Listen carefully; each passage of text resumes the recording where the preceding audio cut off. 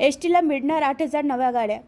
सरचिटणीस श्रीरंग बर्गे, नव्या गाड्यांना कंत्राटी चालक भरती प्रक्रियेचा फेरविचार करावा. सोलापूर एस टी महामंडळाच्या ताफ्यात नव्याने 8,000 गाड्या दाखल होणार आहे.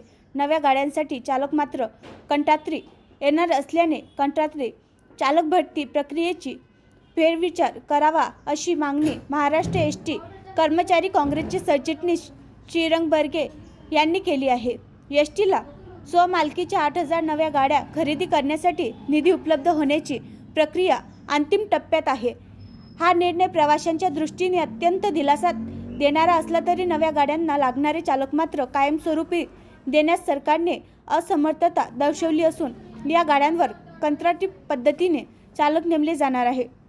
पण त्याचा दूरगामी परिणाम एस टीच्या भवितव्यावर होणार असल्याचा अंदाज वर्तवण्यात येत असून कंत्राटी पद्धतीने करण्यात येणाऱ्या